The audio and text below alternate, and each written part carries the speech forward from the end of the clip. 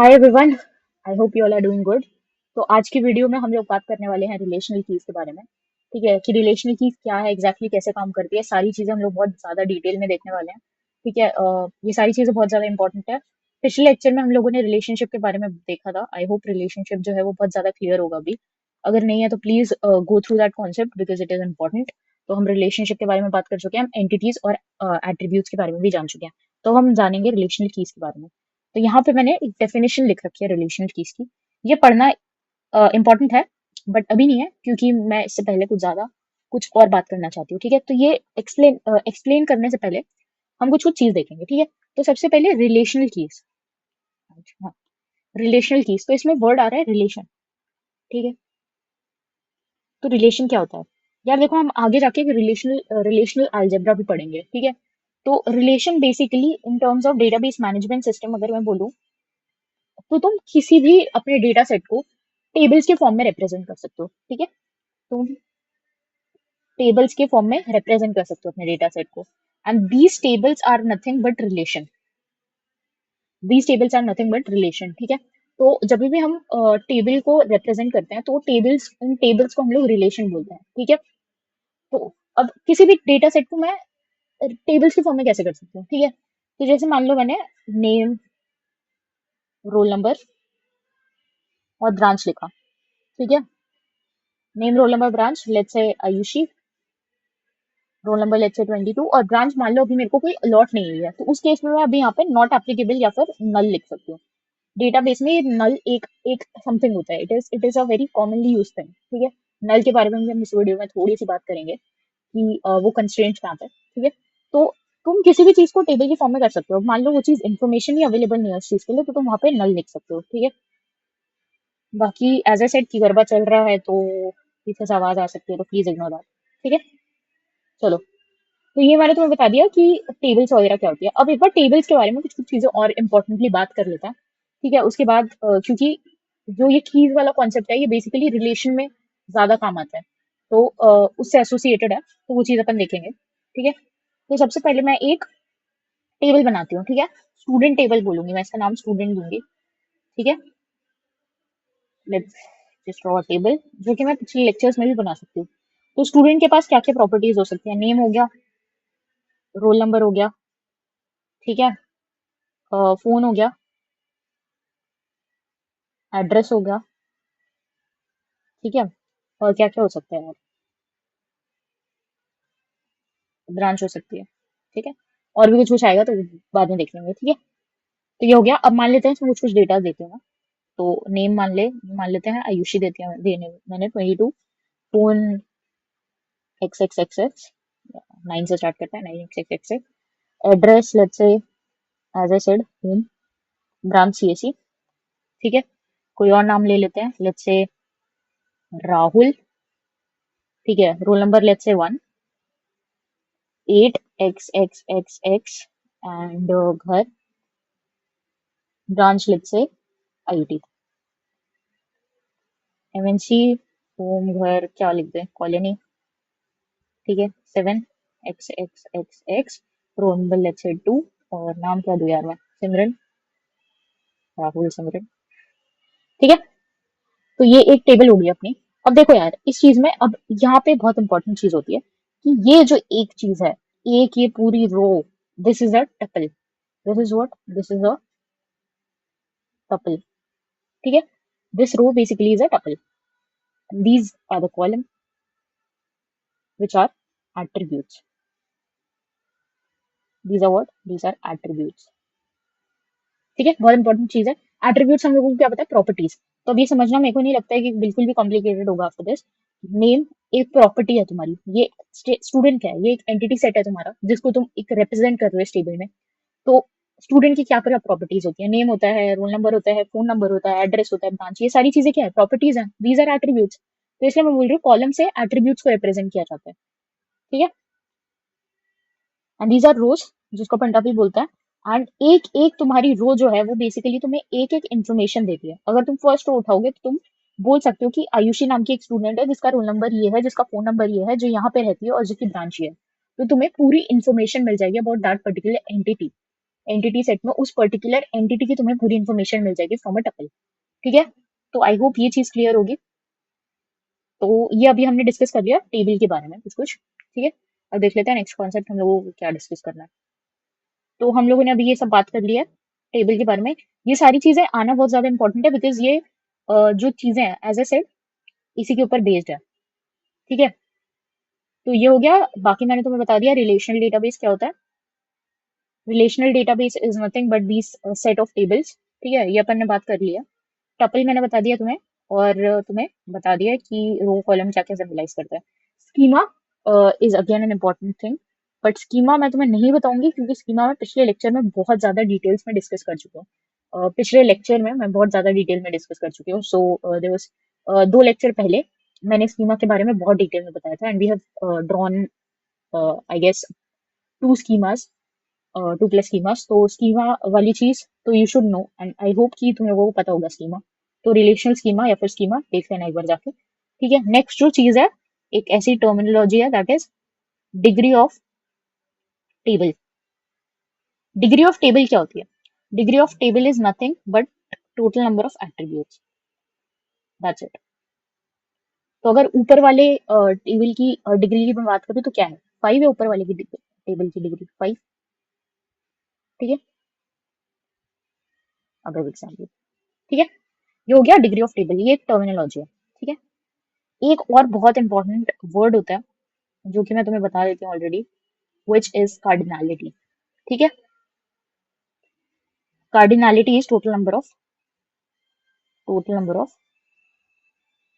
Tuples in a given relation. ठीक है, ये डेफिनेशन है total number of tuples in a given relation, this is cardinality. ठीक है, तो ये सारी जो इंपॉर्टेंट पॉइंट्स थे वो मैंने तुम लोगों को बता दिया। ठीक है, अब हम जानते हैं कीज के बारे में। ठीक है, जो हमारा मेन टॉपिक था, अब ये सारी चीजें जाननी इंपॉर्टेंट थी कीज के लिए। ठीक है, ठीक है, तो रिलेशनल की मैंने क्या डेफिनेशन लिखी है? रिलेशनल की मैंने डेफिनेशन लिखी है set of attributes that can uniquely identify each tuple. तो ऐसे कौन कौन से एट्रीब्यूट्स को तुम मिला के सेट ऑफ एट्रीब्यूट्स या फिर इकलौता तुम एलिमेंट को देख लो या एट्रीब्यूट को देख लो या फिर ग्रुप ऑफ एट्रीब्यूट जिससे तुम एक यूनिकली आइडेंटिफाई कर सकते हो एक टपल को। जैसे अगर मैंने बोला नेम, तो नेम आयुषी एक से ज्यादा लोगों का भी हो सकता है, तो तुम जरूरी नहीं है यूनिकली आइडेंटिफाई कर पाओ कि कौन सी आयुषी की बात कर रहे हो। बट अगर तुम नेम के साथ साथ फोन भी लोगे तो बहुत ज्यादा चांसेस है कि तुम यूनिकली आइडेंटिफाई कर पाओ। ठीक है, तो these tuples combinedly basically sorry these attributes combinedly is what make that something that makes a key। But कौन सी की? वो सारी चीजें, तो उसके लिए हमें कीज की डेफिनेशन देखनी पड़ेगी। बट उससे पहले रिलेशनल की डेफिनेशन आई होप क्लियर होगी, set of attributes that can uniquely identify each tuple. ठीक है, ये डेफिनेशन मैंने तुम लोगों को एक्सप्लेन कर दिया। अब अपन देखते हैं कीज के बारे में, कौन कौन सी की अपन बात कर रहे हैं। ठीक है, प्राइमरीली हम लोग कुछ कुछ कीज की बात करते हैं। सुपर की हो गया, प्राइमरी की हो गया, कॉम्पोजिट की हो गया, कॉम्पोजिट की, ऑल्टरनेट की, फॉरेन की which is again very important, foreign की। उसके अलावा तुम्हारे पास कंपाउंड की भी होती है, कंपाउंड की, एंड वी हैव सरोगेट की ऑल्सो। ठीक है, तो ये सारी कुछ कुछ कीज है। अब ये क्या क्या है हम बहुत आराम से एक्सप्लेन करेंगे, हम बहुत आराम से समझने की कोशिश करेंगे इसे। ठीक है, तो सबसे पहले बात करते हैं अपन सुपर की। सुपर की is basically combination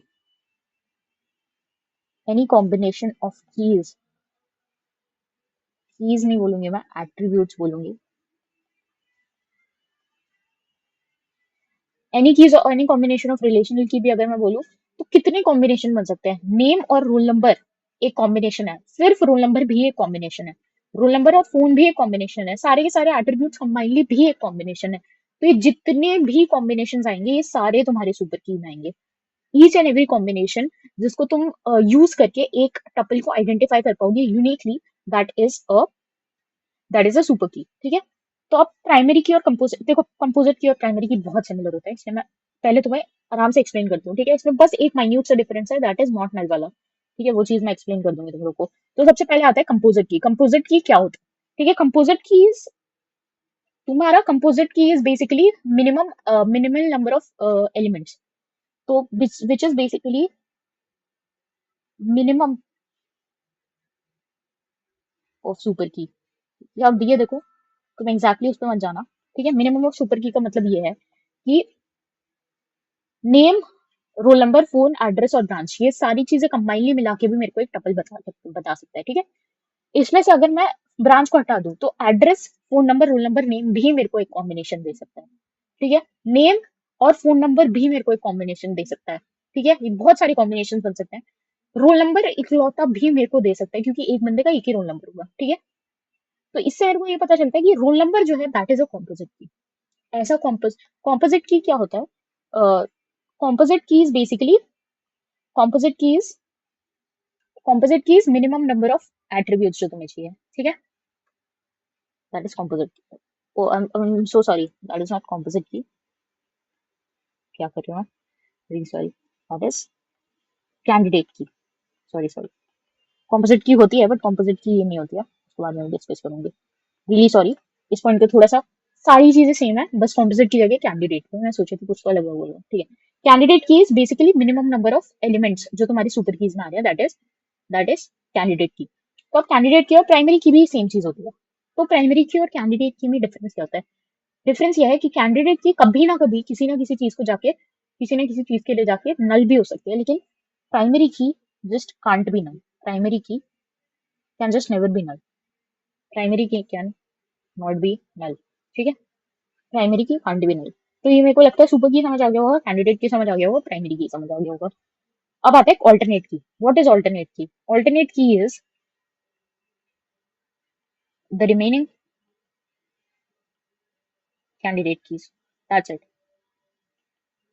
And it alternate key is candidate key minus primary key. इसके पूरे सेट में से इस alternate key is बाकी सारी कीज जो ऑल्टरनेटिवली मेरी प्राइमरी की तरह एक्ट कर सकती थी या नहीं कर सकती थी। ठीक है, आई होप ये चीज क्लियर होगी तुम लोगों को। ठीक है, तो ये हो गया मेरा ऑल्टरनेट की। अब नेक्स्ट जो है वो हमारा है फॉरेन की। फॉरेन की इज वेरी इंपॉर्टेंट, तो फॉरेन की को समझने की कोशिश करता है। ठीक है, फॉरेन की। यार देखो, फॉरेन की क्या होता है? फॉरेन की इज बेसिकली तुम्हारे पास दो टेबल्स हैं। तो table one and we have another table, so that is table two. एक टेबल को दूसरे टेबल के थ्रू रेफरेंस, बेसिकली दो टेबल्स को जोड़ने का काम करती है फॉरेन की। एक टेबल को दूसरे टेबल में रेफरेंस करवाने का जो काम करती है दैट इज अब फॉरेन की। तो इसका मतलब व्हाट इज फॉरेन की? इस टेबल की प्राइमरी की जो यहाँ पे होगी that is going to be a foreign key. छोड़ेगा foreign key, let me just write a statement. It relates it relates to tables. ठीक है, अब मान लेते हैं ये एक जो मेरा टेबल है दैट इज टेबल वन, ये जो मेरा टेबल है दैट इज टेबल टू। मैं क्या कह रही हूँ कि इस टेबल में या इस टेबल में बेसिकली टेबल टू के अंदर कोई ना कोई ऐसा एट्रीब्यूट हो सकता है। आई एम सेइंग कोई ना कोई ऐसा एट्रीब्यूट हो सकता है जो इस एट्रीब्यूट का, सॉरी, जो इस टेबल का एक प्राइमरी की हो या प्राइमरी एट्रीब्यूट हो, प्राइमरी की हो बेसिकली। ठीक है, मतलब यहाँ पे अगर रोल नंबर था जो कि इसका प्राइमरी की था, तो यहाँ पे भी हो सकता है कि रोल नंबर जो है वो रिपीट हुआ हो किसी और काम के लिए। हो सकता है दो टेबल्स हैं, दोनों अलग अलग टेबल्स हैं। ठीक है, हो सकता है ये एडमिशन वाली टेबल है, हो सकता है ये मार्क्स वाली टेबल है, उसमें रोल नंबर रिपीट हो रहा है। तो वो बेसिकली यहाँ से उठा के यहाँ पे, तो अगर तुम इसी बच्चे का इस टेबल के थ्रू, मान लो जिसके मैक्सिमम मार्क्स आए हैं उस बच्चे को उसके बच्चे की सारी इन्फॉर्मेशन निकालना चाहते हो, तो तुम कैसे निकाल सकते हो? मैक्सिमम मार्क्स जिसके आए हैं उसके करस्पॉन्डिंग जो भी रोल नंबर है उसको तुम यहाँ इस टेबल में देख लो और तुम्हें इस टेबल के थ्रू तुम्हें इसकी पूरी की पूरी इंफॉर्मेशन मिल जाएगी। दैट इज व्हाट फॉरेन की इज। मतलब इस टेबल का प्राइमरी की जो है वो इस टेबल के अंदर प्रेजेंट होता है and that acts as a foreign key. इसका मतलब The primary key of this table, which is table 1, which is referenced into the another table, that is of foreign key. ठीक है, अब ये क्या है? ये है रेफरेंस्ड टेबल, सॉरी ये है रेफरेंसिंग टेबल, ऐसी टेबल जो रेफरेंस कर रही है, and this is referenced table. Reference table मतलब जिसको रेफरेंस किया गया है। अब ये बहुत सिंपल है। अब क्योंकि तुम यहाँ के प्राइमरी की को यहाँ पे यूज कर रहे हो, सो that is actually a parent table. This is your parent table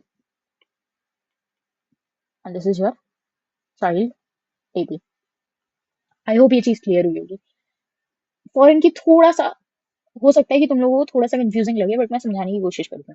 देखो, एक टेबल का प्राइमरी की जो है वो दूसरे टेबल में जाके रेफरेंस करता है, दैट इन अनदर टेबल ये जो है ये फॉरेन की है, फॉरेन की रेफरेंसिंग दैट टेबल।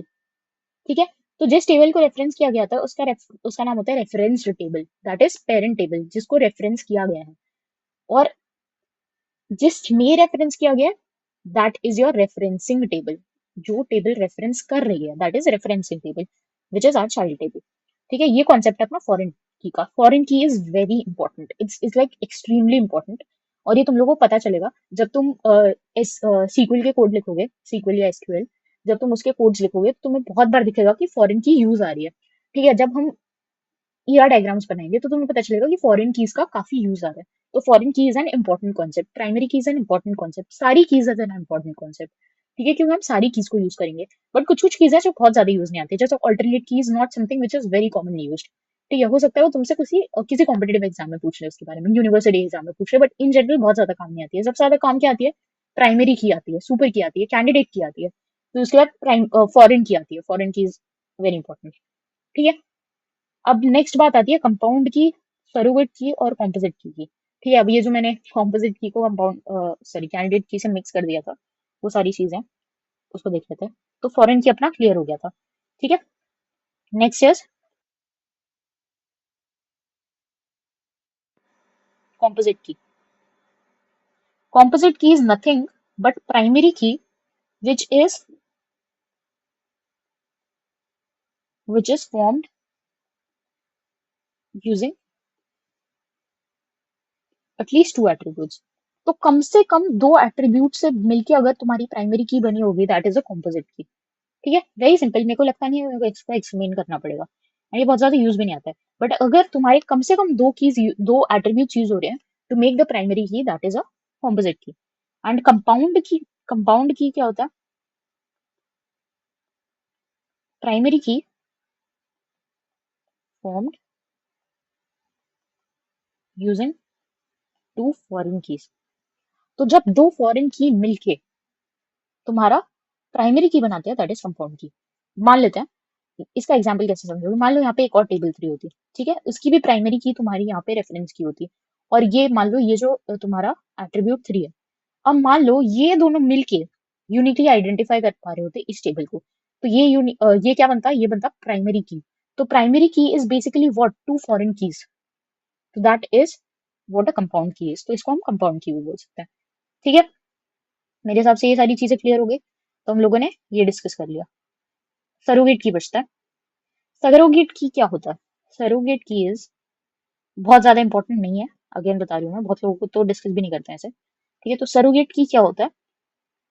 इसको हम लोग सिंथेटिक प्राइमरी की भी बोलते हैं। सिंथेटिक मतलब ओरिजिनल नहीं है बट कुछ इस टाइप का है। ठीक है, तो ये क्या है? ये जब तुम कोड्स करोगे, जैसे अगर तुमने एसक्यूएल कोड किया, तो तुम्हारा जो एसक्यूएल है वो उसका डेटाबेस ऑटोमेटिकली कुछ जनरेट कर देता है, तो दैट ऑटोमेटिकली जनरेटेड की is a primary key, is a surrogate की। मतलब ये ऑटोमेटिकली जनरेट हो गया है, अब तुम चाहो तो इसे एज अ प्राइमरी की यूज कर सकते हो, that is a surrogate key. ठीक है, ऐसी कोई चीज जो कि जनरेट हो गई है and it can be used as a primary key, that is a surrogate key. ठीक है, अब कुछ कुछ कंस्ट्रेंट्स होते हैं। ठीक है, those constraints are basically known as integrity constraint। integrity constraint बहुत शॉर्ट चीज है, ठीक है, बट इंपॉर्टेंट है। इंटीग्रिटी कंस्ट्रेंट क्या होता है? इंटीग्रिटी मतलब तुम्हारे डेटाबेस की इंटीग्रिटी मेंटेन रखनी है। तो तुम्हारा CRUD तुम्हें अगर पता हो तो that is, it stands for create, read, update and delete. These are the only 4 type of operations which are possible on any database. या फिर तुम क्रिएट करोगे कोई चीज, या फिर रीड करोगे, या फिर अपडेट करोगे, या फिर डिलीट करोगे, यही 4 चीजें पॉसिबल हो सकती हैं। तो ये जो जब तुम ऑपरेशन कर रहे हो तो कोई रिडंडेंसी नहीं आनी चाहिए। रिडंडेंसी मतलब किसी तरीके की ऐसी चीज नहीं आनी चाहिए कि तुम्हारा डेटाबेस जो है वो ऑथेंटिक या कुछ कुछ चेंज हो जाए। कि भाई मान लो कोई चीज ऐसी है जो सिर्फ रोल नंबर, मान लो 2 लोगों का सेम रोल नंबर आ गया पुश करने के बाद, which is not possible, so this is a redundancy. जो चीज नहीं होनी चाहिए बट हो जा रही है, दैट इज द रिडंडेंसी। ठीक है। नेक्स्ट होता है तुम्हारा एक टाइप का constraint, that is domain constraint. Domain constraint का क्या मतलब होता है? देखो डोमेन क्या होता है? डोमेन इज एनीथिंग कि यार इसी चीज में से होगा, कुछ उसके बाहर से नहीं आएगा। ठीक है। तो तुम्हारा कोई भी एट्रीब्यूट इसी रेंज में होगा या इसी चीज में से आएगा, that is a domain domain constraint. ठीक है। जैसे तुम किसी भी टाइप का डोमेन, क्या मतलब तुमने अपना डोमेन रेस्ट्रिक्ट कर दिया। मान लो मैं ऐसा बोल रही हूँ कि भाई, जैसे ऐसा होता है ना कि वोट जो है खाली वही लोग दे सकते हैं जिनका एज 18 से बड़ा हो, बड़ा या equal. That is domain constraint, कि तुमने अपने पूरे डोमेन को रेस्ट्रिक्ट कर दिया कि भाई अब 18 से बड़े साल के लोग ही, 18 से बराबर या बड़े साल के लोग ही वोट दे सकते हैं। ठीक है। That is domain constraint. अब आता है which is very important, entity constraint. Entity constraint. ठीक है। एंटिटी कंस्ट्रेंट में सबसे पहला और सबसे इंपॉर्टेंट पॉइंट ये होता है कि तुम्हारे हर एक टेबल का एक प्राइमरी की होना ही चाहिए। प्राइमरी की होना ही चाहिए, और प्राइमरी की जो है इट शुडेंट बी नल। ये तो उसका कंडीशन ही होता है, प्राइमरी की जो है वो नल नहीं हो सकती है कभी भी। किसी भी एंटिटी पॉइंट के लिए तुम्हारा प्राइमरी की नल नहीं होना चाहिए, और हर टेबल के लिए प्राइमरी की must be present, that must be present, that is an that is an entity constraint. ठीक है। That is very important point. ठीक है। दैट इज एंटिटी कंस्ट्रेंट कि हर एक टेबल का प्राइमरी की होना चाहिए, एंड दैट प्राइमरी की शुडंट बी नल। ठीक है। Next is next is referential constraint. Referential constraint क्या होता है? रेफरेंस सुन के तुम्हारे मन में आना चाहिए फॉरेन की के बारे में, तो ये जो है ये फॉरेन की पे फोकस करता है।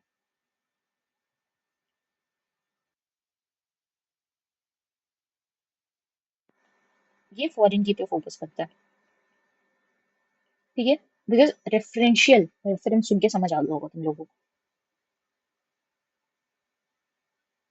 तो ये कह रहा है कि फॉरेन की क्या होता है, एक टेबल का प्राइमरी की तुम्हारा दूसरे टेबल में प्रेजेंट होता है। ठीक है। एक टेबल का प्राइमरी की तुम्हारा दूसरे टेबल में प्रेजेंट होता है। तो ये रेफरेंशियल कंस्ट्रेंट क्या होता है कि इसमें जो वैल्यू है वो इसमें वैल्यू होनी चाहिए। Basically value should be same, value should be same. अगर तुम यहाँ से कुछ डिलीट कर रहे हो तो वो चीज यहाँ से ऑटोमेटिकली डिलीट होनी चाहिए है। That is also a thing. और तुम अगर यहाँ से मॉडिफाई कर रहे हो तो यहाँ पे भी मॉडिफाई होनी चाहिए by some of the thing, कि रिडंडेंसी ना आए। ठीक है। दैट इज रेफरेंशियल कंस्ट्रेंट, कि अगर कोई चीज दोनों जगह प्रेजेंट है तो इसमें अगर तुम कुछ मॉडिफिकेशन कर रहे हो तो यहाँ से पूछ के होगा वो, और यहाँ से अगर तुम कुछ डिलीट कर रहे हो तो यहाँ पे ऑटोमेटिकली डिलीट हो जाना चाहिए, और ऐसा होना चाहिए कि जो वैल्यू यहाँ पे है, वही वैल्यू तुम्हारी यहाँ पे है। ठीक है। Which is very important. And finally, last but not the least, which is की कंस्ट्रेंट। पहला पॉइंट इज कि प्राइमरी की शुडंट बी नल। ठीक है। ये तो हम पहले भी डिस्कस कर चुके हैं। प्राइमरी की कभी भी नल नहीं हो सकती है, शुडंट बी नल। ठीक है। दूसरी चीज, प्राइमरी की यूनिक होती है। तभी तुम प्राइमरी की यूनिक होती है, दो टेबल्स की प्राइमरी की सेम नहीं होगी। प्राइमरी की सेम नहीं होगी मतलब अ, अगर तुम बेसिकली